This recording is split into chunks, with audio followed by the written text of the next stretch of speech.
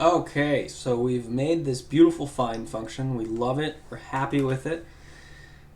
Now we're going to make a function. Now say that the owner of this website, he commissions you to make this. You make it for him. He signs into the website, and then he's able to add movies to his inventory based on movies that he owns or has recently bought. So we're going to make that for him. So he signs in, there's going to be a parameter here that he can type add movies, and then it's going to add it in there. So that's what we're going to do. So what we're going to do is we're going to make a variable called we're going to just call it adding. Actually, I'm just going to call it add. And that's going to be equal to anything that we want to add into the movie. So we'll shout out to Michael again here, and we'll do Rocky. So here we have Rocky. So once again, block level coding. So we're going to start with a function. And remember, we've already saw the error there. Make sure that you name your variables differently. So I'm going to do add movie. Generally, naming conventions are very important for a very specific reason because of those errors that came up when I was doing that. So with functions, I tend to try to make it like a verb.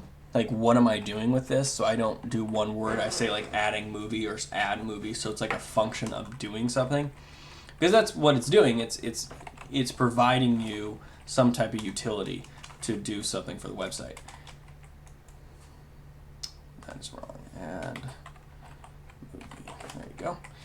So now we need to be able to add this movie. And we went over a few of these things before, but we're going to just go ahead and do it again. So we're going to do movie dot push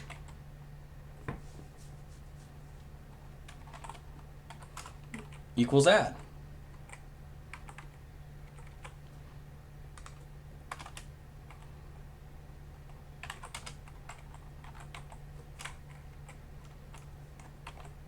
And this should work.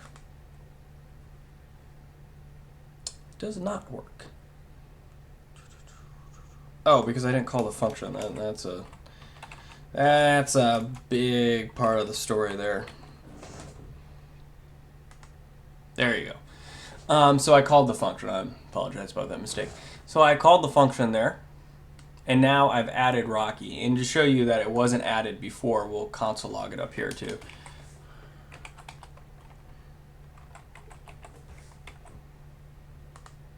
So notice you don't have Rocky, and then you do have Rocky. So now we have made this function that anytime the user wants to make a movie or add a movie, bam, we can do that. Now I'm going to use this example to springboard into something else, which is called scope. Scope really threw me off when I first started JavaScript, so I want to let everybody know that it is not the easiest thing in the world to understand, and if you're still Googling how scope works after months of working with JavaScript, do not be ashamed. I am still doing that. It's just the way that JavaScript is. And just a quick caveat to that, the way that JavaScript handles scope is completely unique from other programming languages. Other programming languages handle scope completely different. But so, for example, let's take a look at this ad that I have here, and I'm going to segment it so we can see it a little better. So we have this ad right here, right? Notice that you have add here and then here. So this function is able to grab this information from add, which is set equal to Rocky. In any other programming languages, that would not work. You would have to pass that in.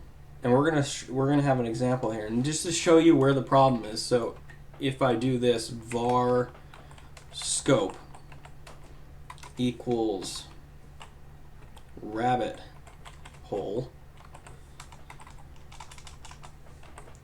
and then console log here scope, and then I'll actually do it here too.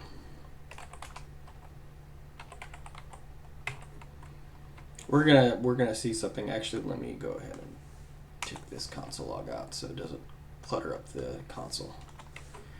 So we'll run this. Scope is not defined.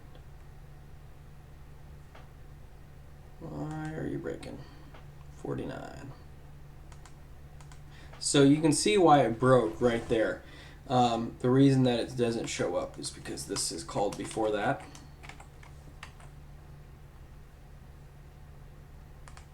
There you go, rabbit hole shows up.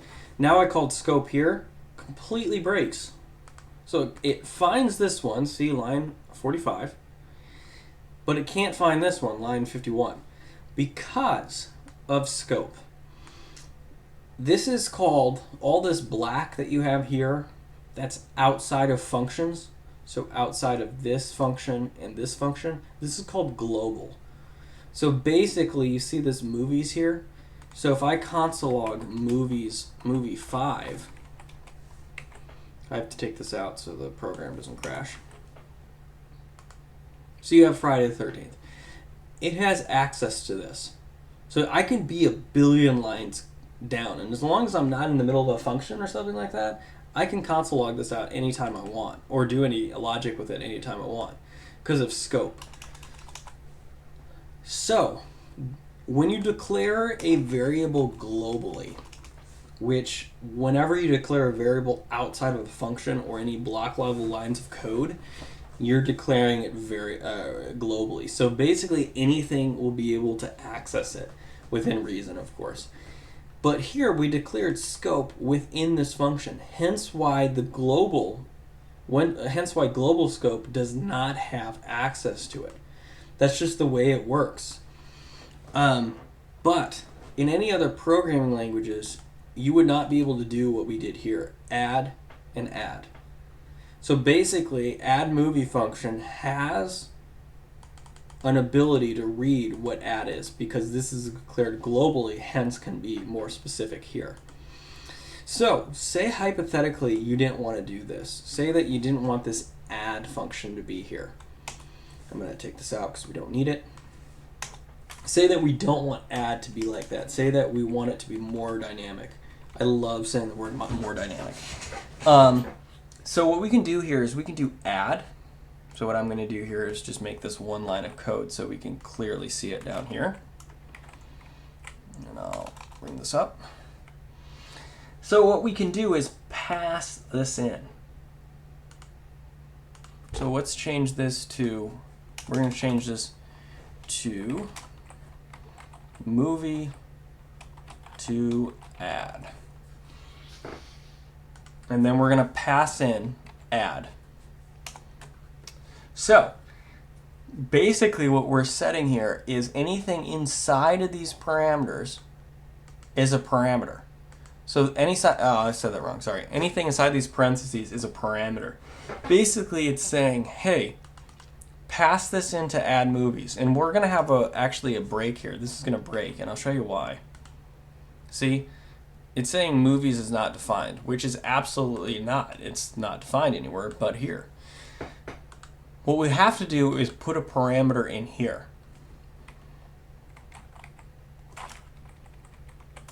Just like that. And now it worked. Well, it's proved that it worked by console-logging out movies. See, Rocky has now been put in there.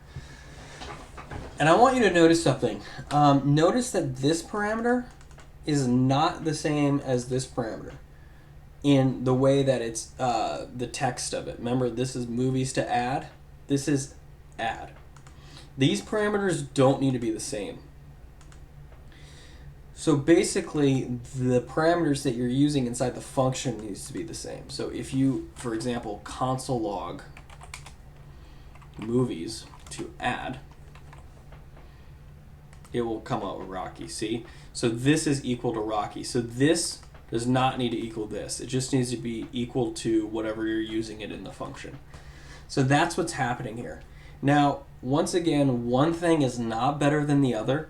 If you want to declare add globally and then just do it like we did, where this was empty and this was add, that's completely legit and will work just fine. It's basically your preference as a programmer and whatever you think the program needs when you get there. There is no best way to do it. With programming, there is so many ways to skin cats. It's just the way it works. So basically, we've now just made an add movie function that will always be able to add a movie based on what the user wants to add. And there you go.